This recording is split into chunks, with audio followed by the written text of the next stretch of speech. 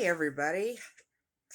I know it's been a minute. I hope you all have had a wonderful Christmas and are having a wonderful new year. I know the start of my year is, whew.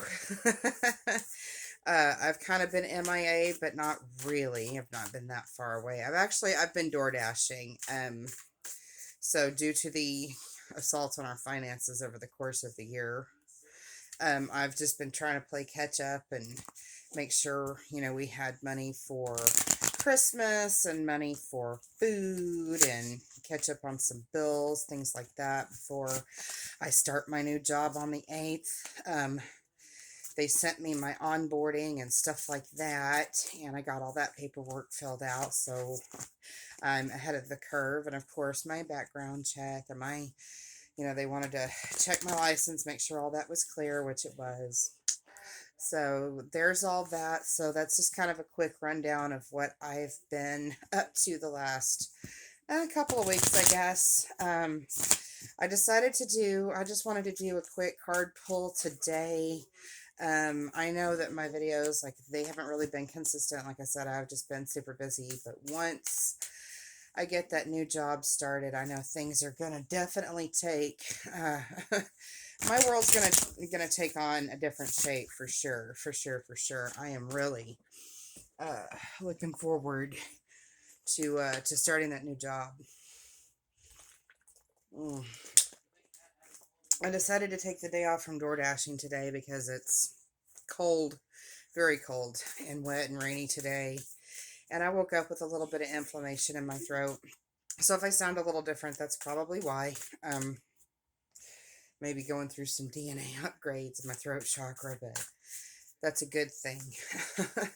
It's always a good thing. And of course, standing in my truth, letting my voice be heard, when I have something to say, especially, being honest with myself, things like that, all help with keeping that throat chakra clear.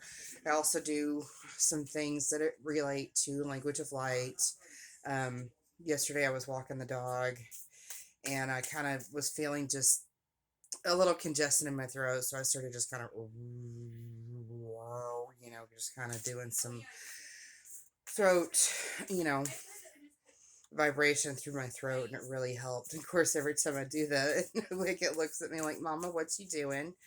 Okay, all right. So this is just kind of be, just a generalized reading. It's not necessarily directed at anybody, but so you can definitely, wheat from chaff, take what resonates, and as they say, my friend Sonia says, shelf the rest. So here we go. And I'm just going to pull from the top of my deck here. And the first one I've got, now it's the 8 of dice, but it came up upside down. So let's see what that 8 of dice upside down means. And of course, if you remember working with the Stranger Things deck, dice is going to be your action card, so it's kind of like roll initiative, like for D&D. So 8 of dice upside down. See, I'm still kind of sounding a little sinusy, but it's all good. Okay. The upside down 8 of dice may find you obsessed with the concept of winning. In fact, your mindset may be so focused on the outcome that you can't appreciate your technique, progress, or even enjoy what you're doing. You may find that you're critical of every move, causing a sense of paralysis before you make decisions. It's time to release yourself from this oppressive quest, excuse me, for perfection, and give yourself a break. Okay, so been there, done that. For those of you who kind of get, paralyzed by, making decisions, making choices, you're afraid to make the wrong choice. It doesn't matter what choice you make, as long as you make one and do the best you can with it. And the reason I say this is because, again, from my experience, been there, done that. You're either going to take an epic leap or you're going to make a mistake. Either way, even if you make a mistake, you'll learn from it. And even that mistake will lead you where you need to be. So either way, it doesn't matter. Neither choice is wrong. As far as, just making, I don't know, how do I put this? So sometimes, a choice is pretty obvious. Let that person go. They're toxic, or, do their, whatever. And sometimes it's a little more simplified than that. But definitely, when you're looking at things and you have a decision ahead of you, don't be afraid to just make a choice. Like I said, just do the best you can with it. And either way, like I said, it's not necessarily going to be the wrong choice to make, and absolutely let go of the idea of perfection, because I mean, we're in we're divinity in human bodies. We were not meant to be like, we're not created to be perfect. God knew what he was doing when he made us. He knew we were going to make mistakes, and that's sometimes making mistakes is part of the learning process, so it's all good. Okay, so I'm going to pull from the middle of the deck. What I've got here is the King of Spokes. Now, the spokes suit hasn't come up before in any of my readings. So let's look at what spokes it says about spokes. Da, da, da, da, da. So,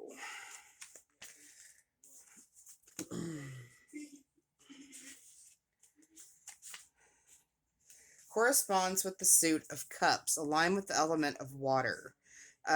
Think about your love for your first bike, the freedom of movement and spontaneous adventures, and being carried away by the enthusiasm of youth. These cards represent being ruled by your emotions and deal in matters of the heart, which can be both exhilarating and challenging. So here we have King of Spokes, translates into King of Cups.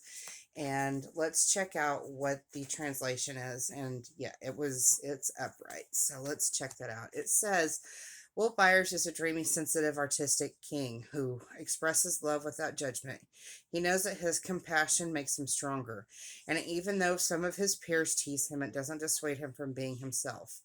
When he rolls into your reading, he urges you to act with kindness, offer forgiveness, or speak up against injustice. And that actually, Will Byers being an example is a good example of that, because, every time, if you watch Stranger Things, every time you turn around, he's speaking up, saying, hey, oh, sorry, cat jumped up on the bed and startled the dog. He'll tell Will, hey, you're the heart. Act with love. When certain things start happening, like Billy and the Mind Flayer taking flesh form, like he knew kind of what it was like for Billy, because he'd experienced, the Mind Flayer in smoke form, and it had inhabited his body, the season before. So this card is really just encouraging you to act out of love and kindness. And if it's correlating with the card before, do so for yourself. That's kind of, to me, what I feel like that points to is, don't be afraid to make a decision. Trust yourself and your gut. And even if you, make a mistake, or, it's like I said, the choice is not wrong. Show yourself some grace, compassion, understanding, and absolutely some love. Because whatever's going on here, that's going to be, it's it's required. It's kind of part of the process. I have a feeling this is leading up to something more. Excuse me, if you will. I feel like there's something, maybe some of you may be facing. These cards sometimes kind of tend to tell a story. So I'm going to pull from the top of the deck and see what we've got. So it's the Five of Strands.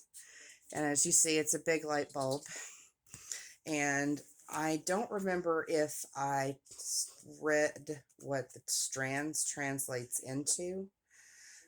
The strands is connected to the element of fire, and in other decks are known as the suit of wands. Okay, so yes, I've covered this before.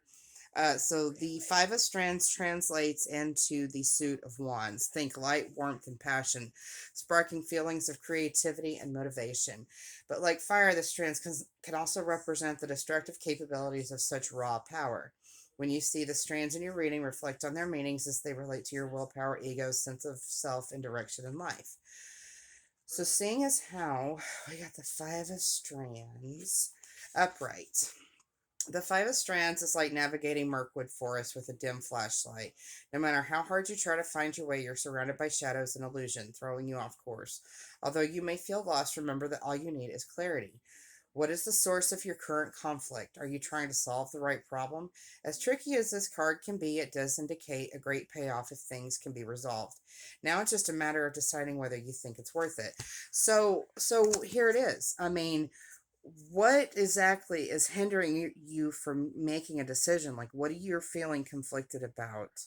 Ask yourself these things. Like, am I, do I feel like if I choose this, it could lead to that? Maybe there's some shadow work involved.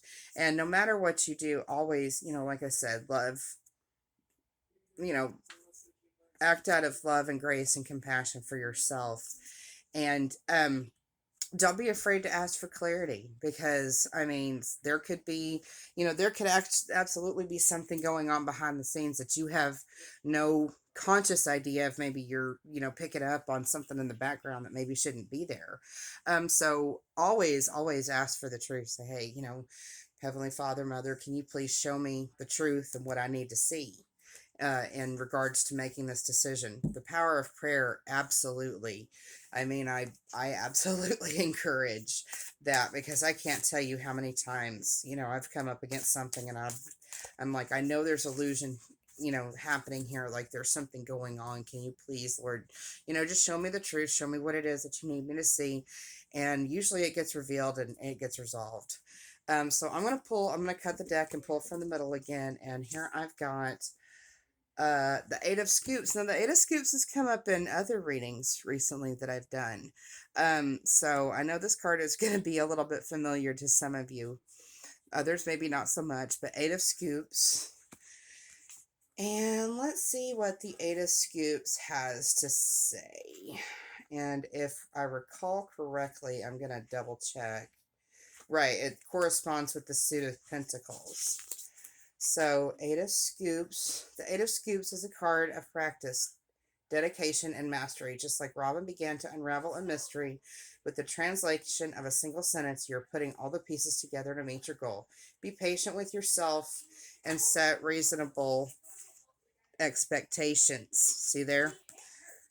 Act with love, kindness, grace, compassion to yourself, understanding sometimes, whatever decision it is that you have to make, and and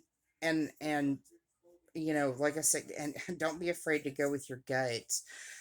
Also, I feel like, let's see. Right. So when you start asking for clarity and for the truth to be shown to you, it's going to get shown to you. And whatever it is may actually like be a major piece of the puzzle of whatever it is that you're trying to make a decision on. So that's actually a great card. Okay, so I just pulled off the top of the deck. Now this is the Seven of Spokes. And you see we've got this kind of whimsical, you know, bicycle, BMX bike shape cloud. It's this pretty blue sky and this kind of whimsical pink cloud. So let's see what that says. Oh my goodness. The weather here has been so back and forth. Some days it's, nice and warm, and then the next day it may be, cool or cold, and it's just kind of bounced back and forth. So, and I know there's been something going around. My son was sick last week. My daughter was sick last week. I was kind of not feeling great last week. I'd gone to visit some family after Christmas, and for about 3 days, none of us were really okay. All right, so the Seven of Spokes suggests that your imagination may be getting the better of you, smoothing over flaws in your life because you're so focused on what it could be instead of what it is. This card calls for practicality, logic, and action. You're never going to get anywhere if you don't jump on your skateboard and zoom. Okay, so this is where, here again, this may be what's clouding your judgment and making some of these decisions. Is are you looking at it through the lens of truth and clarity, or are you looking at it through the lens of love and rose-colored glasses where everything's wonderful and things like that? I'm going to tell you right now, you're not going to get anywhere trying to make a decision, especially any decision that matters, by spiritually bypassing things. If it's a person you're dealing with or a situation, and it's not good for you, and you look at it and you say, okay, like narcissists, oh, but they do this and they do that. Are they love bombing you? When you start making excuses, oh, but they do this, that kind of tells you, I mean, it's, you already know, like that right there is a great indicator of something is amiss there. If you're looking at something and it's through rose colored glasses, and seeing it for what you think it is instead of actually what the truth is, that's actually gonna that'll kind of mess with your decision making skills a little bit. And absolutely don't let it override whatever you're feeling in your gut. Okay, I'm gonna kind of pull from toward like the bottom of the deck this time and see what we've got. So here we go. We've got Argyle again with his pizza. Try before you deny, Knight of Strands. And that is exactly what this card translates into. I remember this very well because in the translation it did say, when Argyle spoke up about pineapple on your pizza, try before you deny. If you're not sure, if you if you're kind of feeling something in your gut before you start looking at it before through these rose colored glasses, and you start listening to your gut and to yourself and what you're really feeling into, you try that before you start trying to spiritually bypass it and falling for illusions, because that ultimately is going to cause your downfall there. But understand too, here again, even if you make the wrong choice, again, love, kindness, compassion for yourself, because even wrong choices can lead you to the right place, and especially if you know how to learn from your mistakes. See, like I said, throat chakra stuff going on. So there's that. Okay, so I'm gonna pull probably just a couple more. Let's see. Okay, so this is the card of Temperance. We've got Mike holding a walkie-talkie, and it's the major arcana card of Temperance. So let's take a look at that. Upright, vulnerable, compassionate, and able to advocate for his own needs, Mike epitomizes temperance. I mean, I was literally just thinking that. This card calls you to evaluate how you experience contentment. Do you feel best when you have time each day for friends, work, and your partner? Or do you need to keep your socializing to the weekend so you can focus on school? There's no one right answer, and what works best now will surely change in the future, but it's time to check in with yourself about balancing your needs. So that's kind of what all these cards are leading up to. It's like, what are you facing in your life? What if you've got some decisions to make about? Excuse me. Are you showing yourself, love and grace and compassion and kindness when, you're faced with these decisions? Are you, you know, doing stuff that's tried and true, or are you looking at it through rose colored lenses? And before you start trying to spiritually bypass it, listen to your gut, and that's ultimately going to lead you where you need to be. And honestly, being honest with yourself and listening to yourself and really sitting with it, whatever this decision is. I mean, obviously for whoever this reading applies to, like I said, it may resonate for some. For those who didn't, I'm glad you joined anyway. But whatever decision you're facing, it's obviously it's something that is weighed very heavily on your mind. And so with that being said, if it's a decision that's a huge one, even here again, even with larger decisions, I mean, it's not like the difference between chocolate or vanilla. If it's a huge decision like that and it's causing you to feel a lot of conflict inside, like I said, ask yourself why you feel conflicted. Ask yourself,